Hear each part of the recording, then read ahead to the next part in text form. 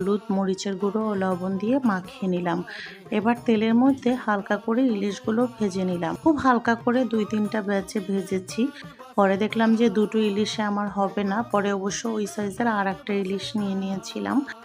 তাজা ইলিশ এভাবে তেলে ভেজে খেতেও দারুণ মজা হয়, কিন্তু আমি যেহেতু প্রোগ্রামের জন্য রান্না করছি তাই আমি ভুনা করব। আমি তেলের মধ্যে পেঁয়াজ বাটা, মরিচের গুঁড়ো, সামান্য হলুদ ও লবণ দিয়ে ভুনা করেছি। আমার মা, নানি, দাদি সবাই ইলিশ এই পদ্ধতিতে রান্না করে। ইলিশ মাছে কোনো মশলা ব্যবহার করে না, শুধু পেঁয়াজ বাটা, মরিচের গুঁড়ো বা মরিচ বাটা, হলুদের গুঁড়ো, লবণ ও তেল। আমার ফ্যামিলির যত লোক আছে ম্যাক্সিমামই এভাবে ইলিশ রান্না করে, এতে ইলিশের স্বাদটা অটুট থাকে। আমার মা সরিষা ইলিশ রান্না করলেও সরিষার সাথে শুধুমাত্র পেঁয়াজ বাটা ও মরিচের গুঁড়াই দেয়। ভিন্ন ভিন্ন মশলা ব্যবহার করলে ইলিশের স্বাদ থাকে না। এটা আমি মা, দাদি, নানির কাছ